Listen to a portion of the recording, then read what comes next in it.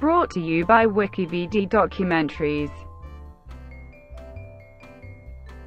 Pound sterling. The pound sterling, commonly known as the pound, is the official currency of the United Kingdom, Jersey, Guernsey, the Isle of Man, South Georgia and the South Sandwich Islands, the British Antarctic Territory, and Tristan da Cunha. It is subdivided into 100 pence. A number of nations that do not use sterling also have currencies called the pound. At various times, the pound sterling was commodity money or banknotes backed by silver or gold. But it is currently fiat money, backed only by the economy in the areas where it is accepted. The pound sterling is the world's oldest currency still in use and which has been in continuous use since its inception. The British Crown dependencies of Guernsey and Jersey produce their own local issues of sterling, the Guernsey pound and the Jersey pound. The pound sterling is also used in the Isle of Man, Gibraltar, the Falkland Islands, Saint Helena and Ascension Island in Saint Helena, Ascension, and Tristan da Cunha. The Bank of England is the central bank for the pound sterling, issuing its own coins and banknotes, and regulating issuance of banknotes by private banks in Scotland and Northern Ireland. Banknotes issued by other jurisdictions are not regulated by the Bank of England. Local governments use Bank of England notes as backing for local issuance by allowing them to be exchanged one-to-one at face value. Sterling is the fourth most traded currency in the foreign exchange market, after the United States dollar, the euro, and the Japanese yen. Together with those three currencies, it forms the basket of currencies which calculate the value of IMF special drawing rights, with an 11.3% weighting. Sterling is also the third most held reserve currency in global reserves. Names. The full, official name, pound sterling, is used mainly in formal contexts and also when it is necessary to distinguish the United Kingdom currency from other currencies with the same name. Otherwise, the term pound is normally used. The currency name is sometimes abbreviated to just sterling, particularly in the wholesale financial markets, but not when referring to specific amounts. For example, payment is accepted in sterling, but never, these cost 5 sterling. The abbreviations, STR, or STG, are sometimes used. The term, British pound, is commonly used in less formal contexts, although it is not an official name of the currency. The pound sterling is also referred to as cable amongst forex traders. The origins of this term are attributed to the fact that in the 1800s, the dollar-pound sterling exchange rate was transmitted via transatlantic cable. Forex brokers are sometimes referred to as cable dealers. There is apparent convergence of opinion regarding the origin of the term pound sterling toward its derivation from the name of a small Norman silver coin, and away from its association with Easterlings or other etymologies. Hence, the Oxford English Dictionary state that the most plausible etymology is derivation from the Old English stereophore, star with the added diminutive suffix, ling, to mean little star, and to refer to a silver penny of the English Normans. As another established source notes, the compound expression was then derived. However, the perceived narrow window of the issuance of this coin, and the fact that coin designs changed frequently in the period in question, led Philip Grierson to reject this in favor of a more complex theory. Another argument that the Hanseatic League was the origin for both the origin of its definition and manufacture, and in its name, is that the German name for the Baltic is OSTC, or East Sea, and from this the Baltic merchants were called Osterlings, or Easterlings. In 1260, Henry III granted them a charter of protection and land for their contour, the Steelyard of London, which by the 1340s was also called Easterling's Hall, or Esterlingishaw, because the League's money was not frequently debased like that of England. English traders stipulated to be paid in pounds of the Easterlings, which was contracted to sterling. For further discussion of the etymology of sterling, see sterling silver. The currency sign for the pound sign is pound, which is usually written with a single crossbar, though a version with a double crossbar is also sometimes seen. This symbol derives from medieval Latin documents. The Roman words libra, solidus, and denarius refer to pounds, shillings and pence in the British pre-decimal currency system, and the black letter L was the abbreviation for libra, the basic Roman unit of weight. The ISO 4217 currency code is GBP. Occasionally, the abbreviation UKP is used, but this is non-standard, because the ISO 3166 country code for the United Kingdom is GB. The Crown dependencies use their own codes, GGP, JEP and IMP. Stocks are often traded in pence, so traders may refer to pence sterling, GBX, when listing stock prices. A common slang term for the pound sterling a pound is quid, which is singular and plural, except in the common phrase, quids in. The term may have come via Italian immigrants from scudo, the name for a number of coins used in Italy until the 19th century, or from Latin, quid via the common phrase quid pro quo, literally, what for what, or figuratively, an equal exchange or substitution. Decimal coinage. Since decimalisation in 1971, the pound has been divided into 100 pence. The symbol for the penny is p. Hence an amount such as 50p, properly pronounced 50 pence, is more colloquially quite often pronounced 50p, FFTI, pi. This also helped to distinguish between new and old pence amounts during the changeover to the decimal system. A decimal halfpenny was issued until 1984 in an attempt to stop inflation, but was removed due to having a higher cost to manufacture than its face value. Pre-decimal. S-hat shows an example of the old pre-decimal system. The hat costs half a guinea.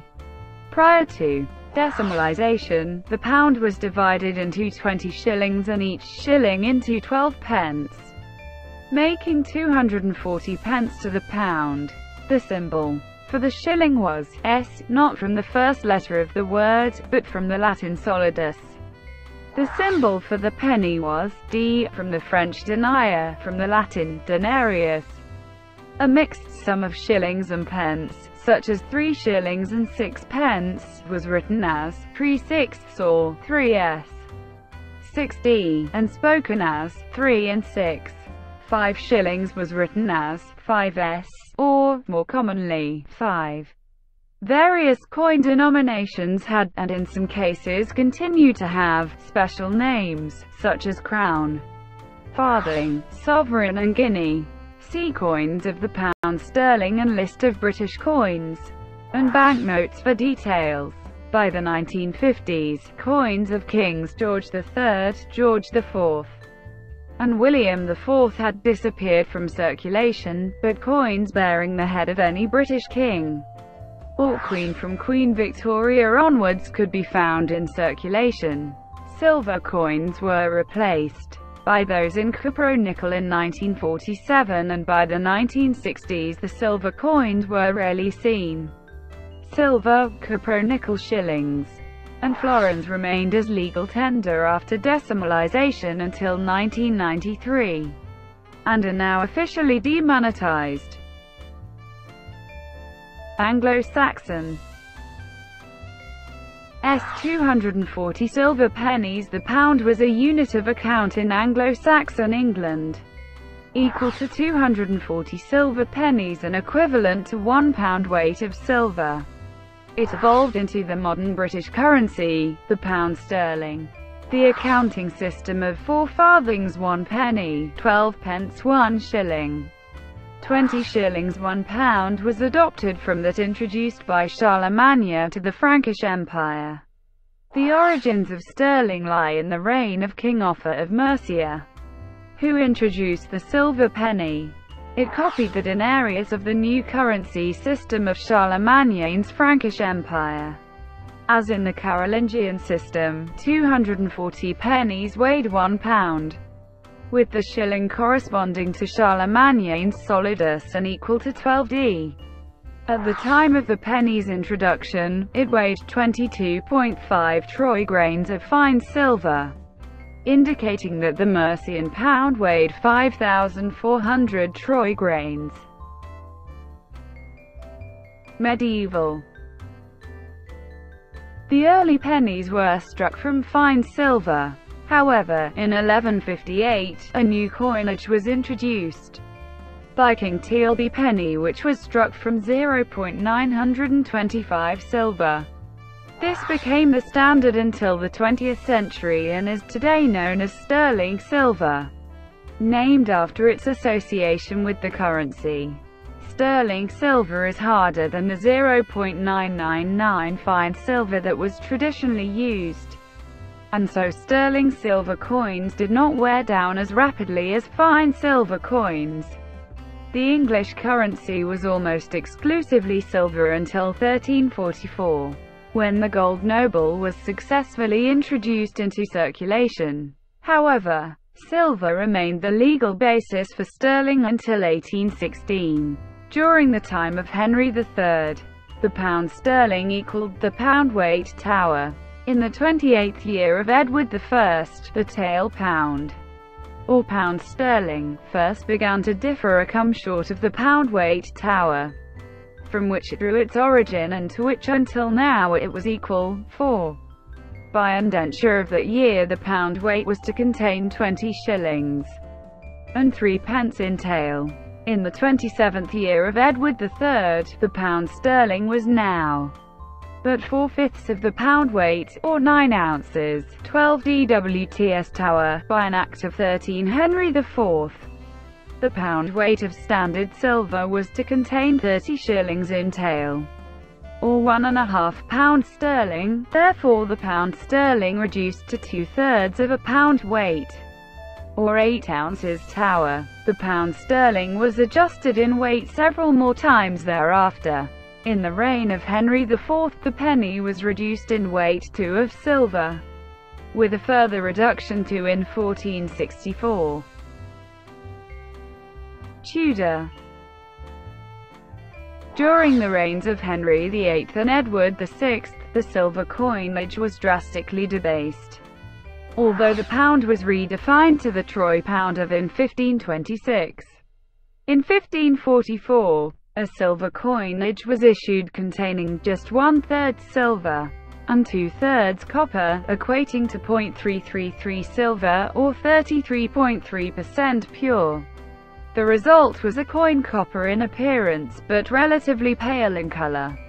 In 1552, a new silver coinage was introduced, struck in sterling silver.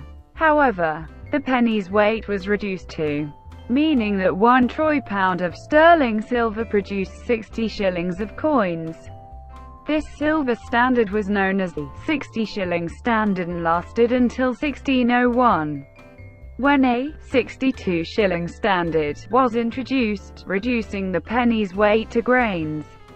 Throughout this period, the size and value of the gold coinage fluctuated considerably. Unofficial gold standard. In 1663, a new gold coinage was introduced based on the 22-carat fine guinea, fixed in weight at to the troy pound from 1670. This coin's value varied considerably until 1717, when it was fixed at 21 shillings. However, despite the efforts of Sir Isaac Newton, master of the mint, to reduce the guinea's value, this valuation overvalued gold relative to silver when compared to the valuations in other European countries.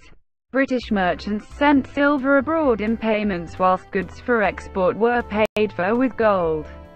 As a consequence, silver flowed out of the country and gold flowed in, leading to a situation where Great Britain was effectively on a gold standard. Aggravating this outflow was the fact that silver was the only commodity accepted by China for exporting goods during this period. From the mid-17th century, around 28 million kilograms of silver were received by China, principally from European powers, in exchange for Chinese tea and other goods. In order to trade with China, Great Britain had to first trade with the other European nations to receive silver, which led to the East India Company redressing this trade imbalance through the indirect sale of opium to the Chinese. Domestic offtake further reduced silver in circulation as the improving fortunes of the merchant class led to increased demand for tablewares. Silversmiths had always regarded coinage as a source of raw material, already government verified for fineness. As a result, sterling coins were being melted and fashioned into sterling silverware at an accelerating rate. A 1697 Act of Parliament attempted to stem this tide by raising the minimum acceptable fineness on wrought plate from sterling's 92.5% to a new Britannia silver standard of 95.83%. The product then made solely from melted coins would be found wanting when the silversmith took his wares to the assay office, thus discouraging the melting of coins. Establishment of modern currency. The Bank of England was founded in 1694, followed by the Bank of Scotland a year later. Both began to issue paper money. Currency of Great Britain and the United Kingdom. The pound Scots once had much the same value as the pound sterling, but it suffered far higher devaluation until in the 17th century it was pegged to sterling at a value of £12 Scots, £1 sterling. In 1707, the Kingdom of England and the Kingdom of Scotland merged to form the Kingdom of Great Britain. In accordance with the Treaty of Union, the currency of Great Britain was sterling, with the pound Scots soon being replaced by sterling at the pegged value. In 1801, Great Britain and the Kingdom of Ireland were united to form the United Kingdom of Great Britain and Ireland. However, the Irish pound continued to exist and was not replaced by sterling until January 1826. The conversion rate had long been 13 Irish pounds to £12 sterling. Use in the Empire. Sterling circulated in much of the British Empire. In some parts, it was used alongside local currencies. For example, the gold sovereign was legal tender in Canada despite the use of the Canadian dollar. Several colonies and dominions adopted the pound as their own currency. These included Australia, Barbados, British West Africa, Cyprus, Fiji, the Irish Free State, Jamaica, New Zealand, South Africa and Southern Rhodesia. Some of these retained parity with sterling throughout their existence, whilst others deviated from parity after the end of the gold standard. These currencies, and others tied to sterling, constituted the sterling area. The original English colonies on mainland North America were not party to the sterling area, because the above-mentioned silver shortage in England coincided with these colonies' formative years. As a result of equitable trade, the Spanish $1 dollar became the most common coin within the English colonies. Gold standard. during the American War of Independence and Napoleonic Wars. Bank of England notes were legal tender and the value floated relative to gold. The bank also issued silver tokens to alleviate the shortage of silver coins. In 1816, the gold standard was adopted officially, with the silver standard reduced to 66 shillings, rendering silver coins a token issue. In 1817, the sovereign was introduced, valued at 20 shillings. Struck in 22-carat gold, it contained of gold, and replaced the guinea as the standard British gold coin without changing the gold standard. In 1825, the Irish pound, which had been pegged to sterling since 1801, at a rate of 13 Irish pounds £12 sterling, was replaced, at the same rate, with sterling. By the 19th century the pound sterling was widely accepted outside Britain. The American Nellie Bly carried Bank of England notes on her 1889–1890 trip around the world in 72 days. During the late 19th and early 20th centuries, many other countries adopted the gold standard. As a consequence, conversion rates between different currencies could be determined simply from the respective gold standards. The pound sterling was equal to 4.85 United States dollars, 5.25 Canadian dollars, 12.10 Dutch guilders, 26.28 French francs, 20.43 German marks, or 24.02 Austro-Hungarian kronas. Discussions took place following the International Monetary Conference of 1867 in Paris concerning the possibility of the UK joining the Latin Monetary Union, and a Royal Commission on International Coinage examined the issues, resulting in a decision against joining monetary union. The gold standard was suspended at the outbreak of the war in 1914, with Bank of England and Treasury notes becoming legal tender. Prior to World War I, the United Kingdom had one of the world's strongest economies, holding 40% of the world's overseas investments. However, after the end of the war, the country was indebted. Britain owed £850 million, mostly to the United States, with interest costing the country some 40% of all government spending. In an attempt to resume stability, a variation on the gold standard was reintroduced in 1925, under which the currency was fixed to gold at its pre-war peg. Although people were only able to exchange their currency for gold bullion, rather than for coins, this was abandoned on the 21st of September 1931, during the Great Depression, and sterling suffered an initial devaluation of some 25%. Bretton Woods. In 1940, an agreement with the US pegged the pound to the US dollar at a rate of £1 for $0.03. This rate was maintained through the Second World War, and became part of the Bretton Woods system, which governed post-war exchange rates.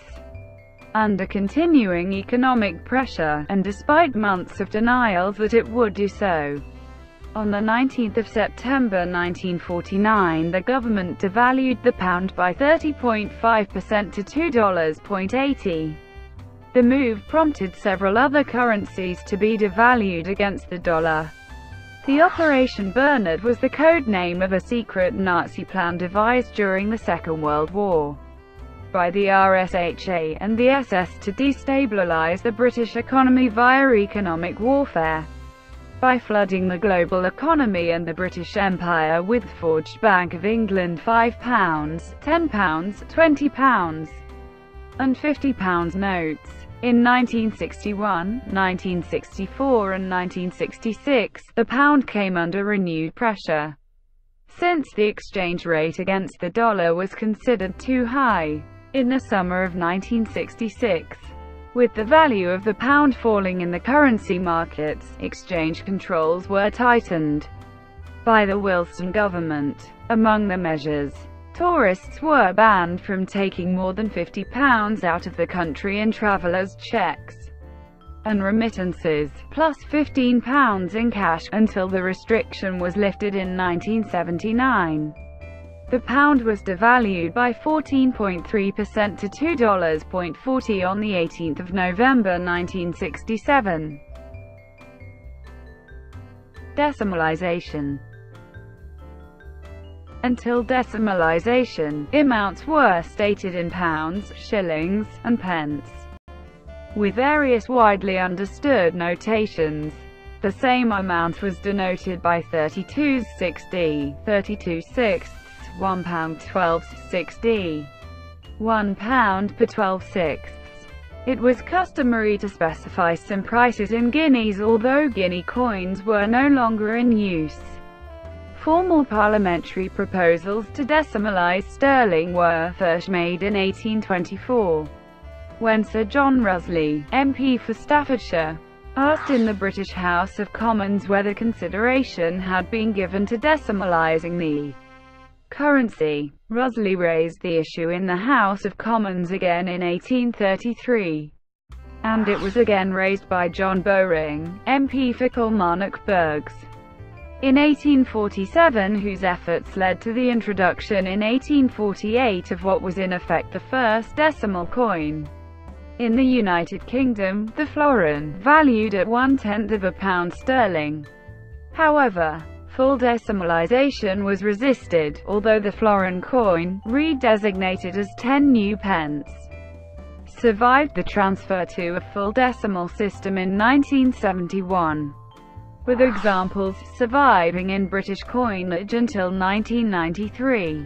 J.B. Smith, MP for Stirling Burghs, raised the issue of full decimalisation again in Parliament in 1853, resulting in the Chancellor of the Exchequer, William Gladstone, announcing soon afterwards that the great question of a decimal coinage was now under serious consideration. A full proposal for the decimalisation of sterling was then tabled in the House of Commons in June 1855 by William Brown, MP for Lancashire Southern, with the suggestion that the pound sterling be divided into 1,000 parts, each called a mill, or alternatively a farthing, as the pound was then equivalent to 960 farthings, which could easily be rounded up to 1,000 farthings in the new system. This did not result in the conversion of the pound sterling into a decimal system, but it was agreed to establish a royal commission to look into the issue. However, largely due to the hostility to decimalisation of two of the appointed commissioners, Lord Overston and John Hubbard, decimalisation in Britain was effectively quashed for over 100 years. However, the pound sterling was decimalised in various British colonial territories before the United Kingdom, and in several cases using William Brown's proposal that the pound be divided into 1,000 parts, called mills. This included Hong Kong from 1863 to 1866, Cyprus from 1955 until 1960, and the Palestine Mandate from 1926 until 1948. Towards the end of the Second World War, various attempts to decimalize the pound sterling in the United Kingdom were made, until in 1966 the British government decided to include in the Queen's Speech a plan to convert the pound into a decimal currency. As a result of this, on the 15th of February 1971, the UK decimalised the pound sterling, replacing the shilling and penny with a single subdivision, the new penny. For example, a price tag of £1 12 6d became. The word «new» was omitted from coins minted after 1981. Free-floating pound. With the breakdown of the Bretton Woods system, the pound floated from August 1971 onwards. At first it appreciated a little, rising to almost $2.65 in March 1972 from $2.42, the upper bound of the band in which it had been fixed. The sterling area effectively ended at this time, when the majority of its members also chose to float freely against the pound and the dollar. 1976 Sterling Crisis. James Callaghan became Prime Minister in 1976. He was immediately told the economy was facing huge problems. According to documents released in 2006 by the National Archives, the effects of the 1973 oil crisis were still being felt, with inflation rising to over 27% in 1975. Financial markets were beginning to believe the pound was overvalued, and in April that year the Wall Street Journal advised the sale of sterling investments in the face of high taxes, in a story that ended with "Goodbye, Great Britain. It was nice knowing you." At the time the UK government was running a budget deficit, and Labour's strategy emphasised high public spending. Callaghan was told there were three possible outcomes: a disastrous free fall in sterling, an internationally unacceptable siege economy, or a deal with key allies to prop up the pound while painful economic reforms were put in place. The US government feared the crisis could endanger NATO and the European Economic Community, and in light of this, the US Treasury set out to force domestic policy changes. In November 1976, the International Monetary Fund announced the conditions for a loan, including deep cuts in public expenditure. 1979–89. The Conservative Party was elected to office in 1979, on a program of fiscal austerity. Initially the pound rocketed, moving above $2.40, as interest rates rose in response to the monetarist policy of targeting money supply. The high exchange rate was widely blamed for the deep recession of 1981. Sterling fell sharply after 1980. At its lowest, the pound stood at just $1.03 in March 1985, before rising to $1.70 in December 1989. Thank you for watching. Brought to you by WikiVidi Documentaries. Please like and subscribe below.